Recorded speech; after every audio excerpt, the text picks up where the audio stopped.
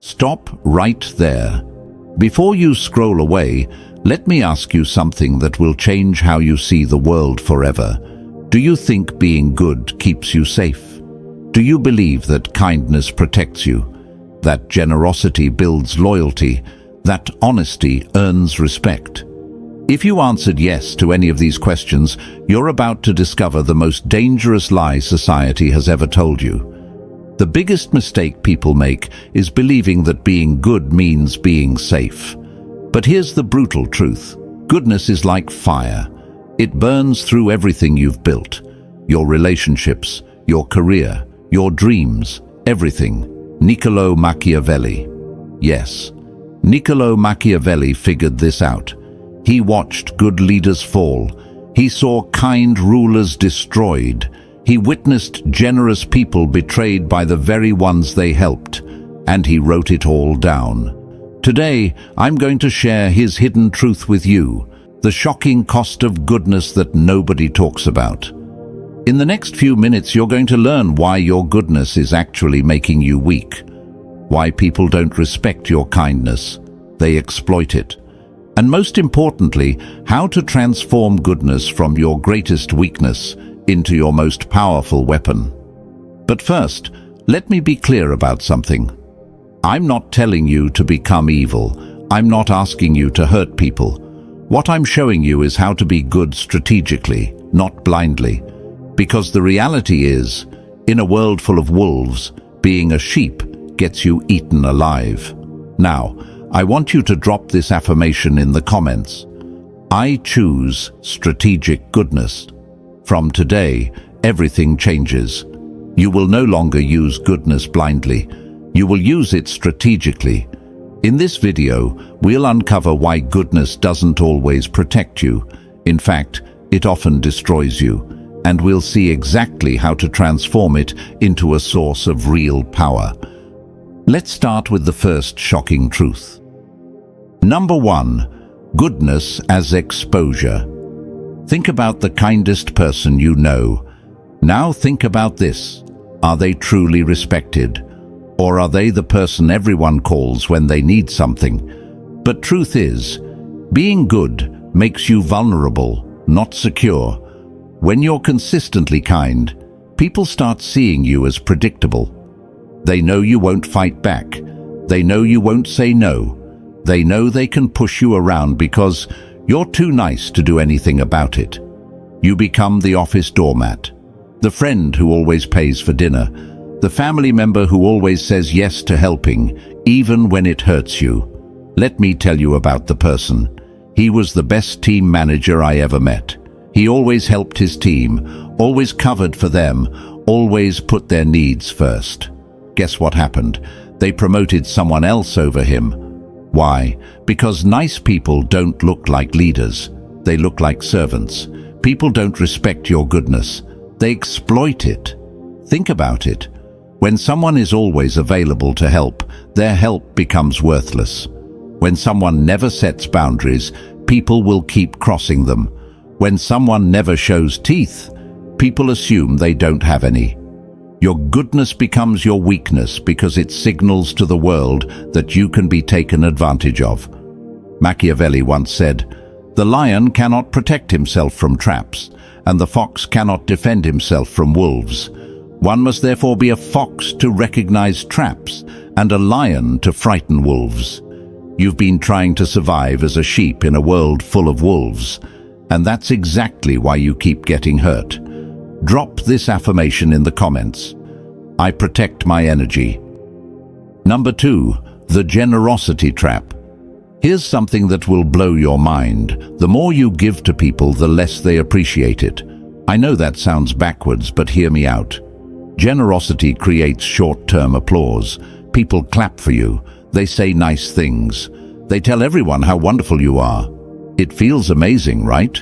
But over time, something twisted happens. Your generosity breeds dependency, entitlement, and eventually resentment. Let me explain why. When you help someone once, they're grateful. When you help them twice, they're thankful. But when you help them 10 times, they start expecting it. Your exceptional kindness becomes their normal. If you ever stop helping, they don't remember the 9 times you said yes. They remember the 1 time you said no. Suddenly, you're the selfish one. You're the bad guy. Think about parents who always give their kids everything they want. The first few times, the children are excited and thankful. But soon, those gifts become expected. The new phone isn't special anymore. It's just what mum and dad do. And if the parents ever say no to buying something, the kids get angry and call them unfair. The same thing happens in friendships. You always pick up the check at dinner. You always drive everyone around. You always help people move. At first, they appreciate it, but eventually they stop saying thank you. They just assume you'll handle it. And if you ever need them to return the favor, they're suddenly too busy. This is the generosity trap. You give and give until giving becomes your identity.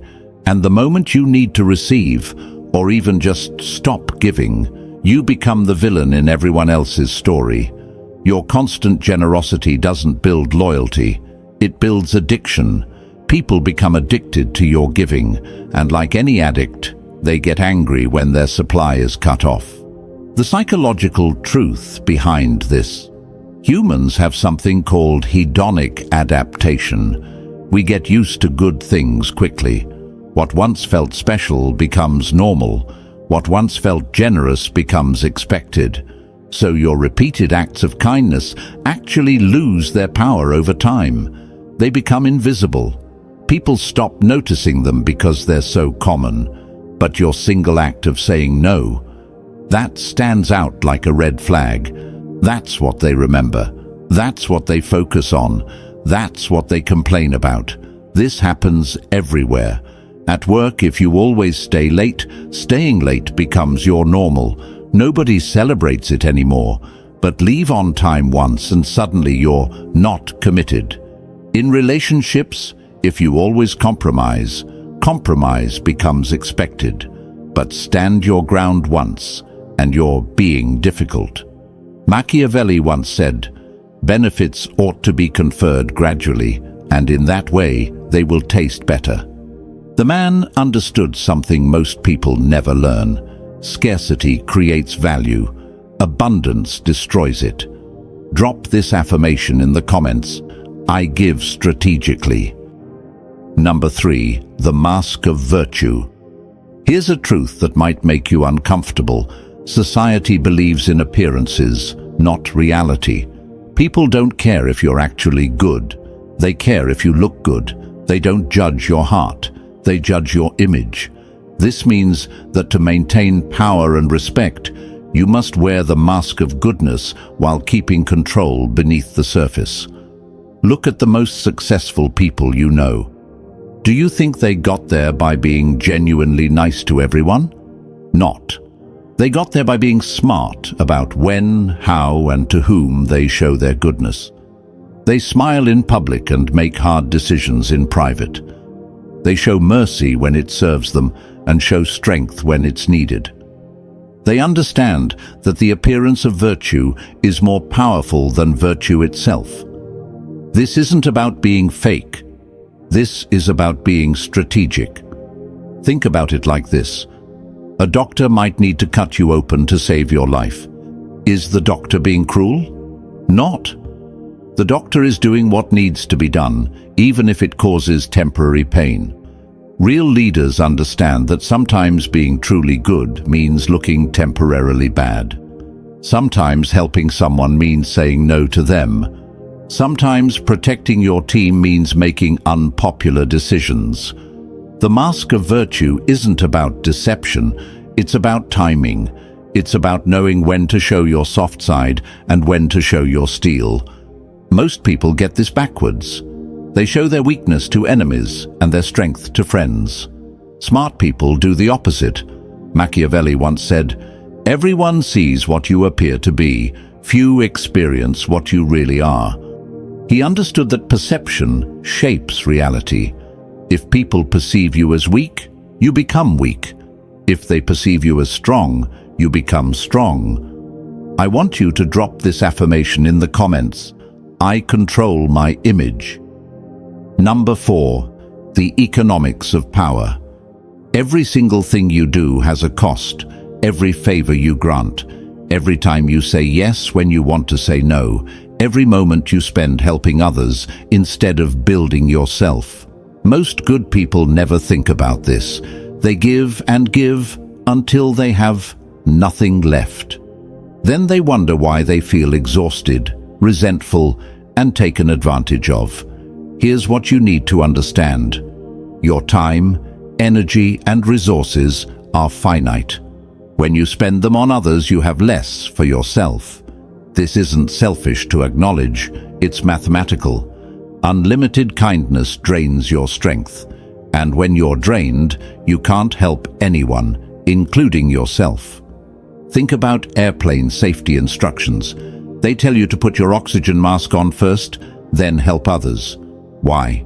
Because if you pass out trying to help someone else first, now 2 people need rescuing instead of 1. Life works the same way.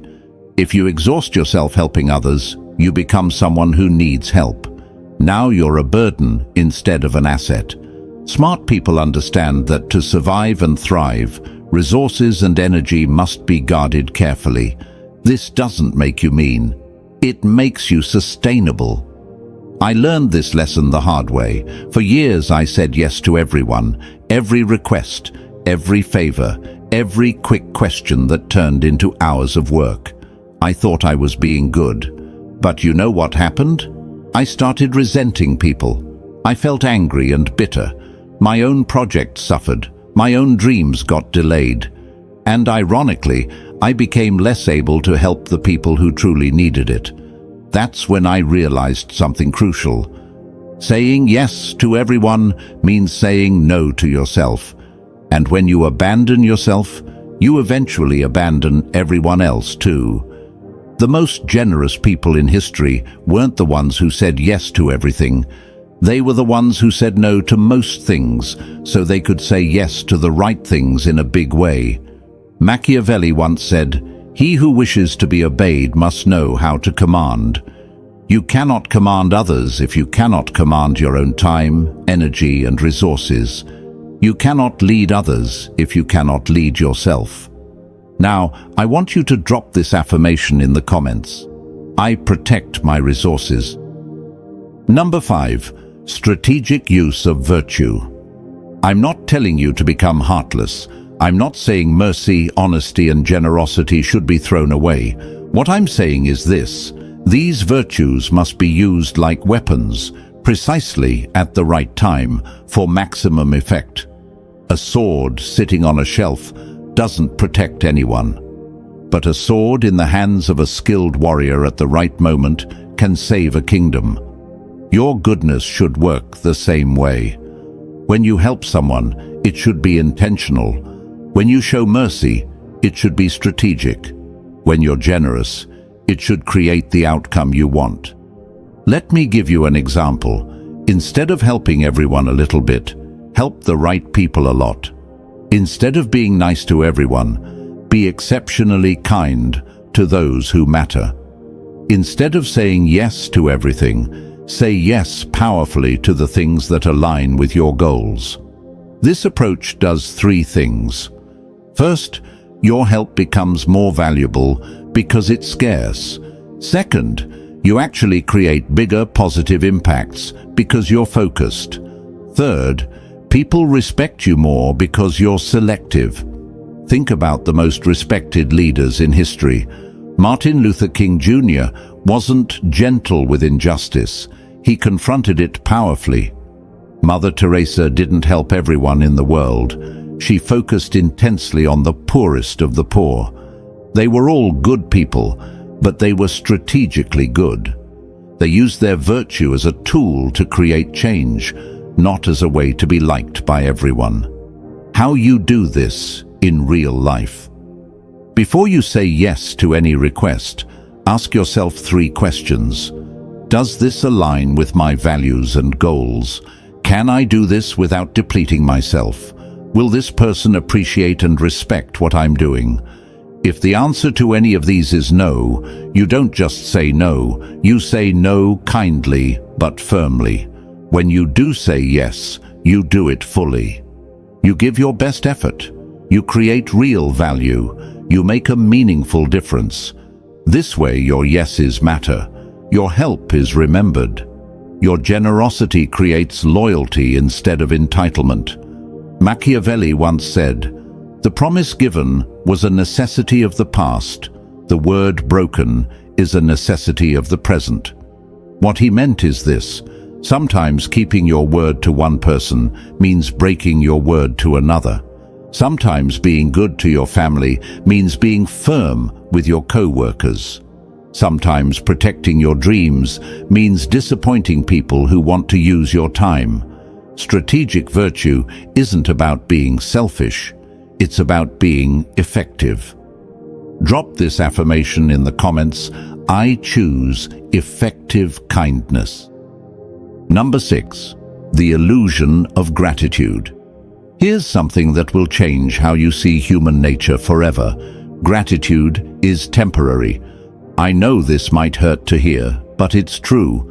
The favors you do for people, the help you provide, the sacrifices you make, they have an expiration date in people's memories.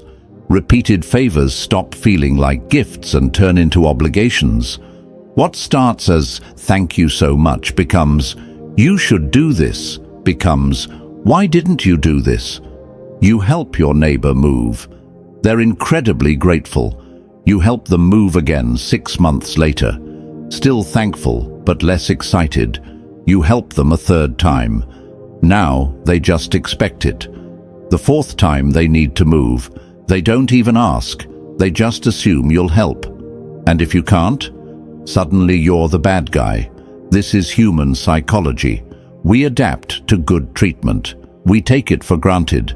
We start seeing exceptional kindness as normal treatment. In the end, people remember the advantage they got from you, not the kindness you showed them. This pattern repeats everywhere. In relationships, workplaces, friendships, and families, the person who always says yes becomes the person everyone expects to say yes. The reliable helper becomes the automatic choice for every problem. And when that person finally sets a boundary or says no, they're treated as if they've betrayed everyone's trust. The more consistently kind you are, the less your kindness is valued. The more available you make yourself, the less special your availability becomes. The more you give without asking for anything in return, the more people assume your giving comes without cost to you. This is the illusion of gratitude. We think that doing more good things will make people more grateful, but actually, it makes them less grateful because they expect more good things. The people who appreciate you most are often the people you help least frequently. The people who take you for granted are usually the people you help most often. This doesn't mean people are evil. It means people are human. And humans naturally adjust their expectations based on their experiences. Understanding this psychological reality doesn't mean you should stop being kind or helpful. It means you should be strategic about it. Set boundaries. Make your help conditional sometimes. Let people experience what it's like when you're not there to solve their problems. Machiavelli once said, "Men judge generally more by the eye than by the hand, for everyone can see and few can feel." People see what you're doing now more clearly than they remember what you did before. Your past kindness becomes invisible. Your current actions are what they judge you by. Drop this affirmation in the comments. I create lasting impact. Number 7. Results over intentions. The world judges outcomes, not motives. You might have the purest heart in the world. Your intentions might be golden. But if your actions don't create the results you want, none of that matters. History doesn't remember people who meant well. It remembers people who got things done. Let me ask you something.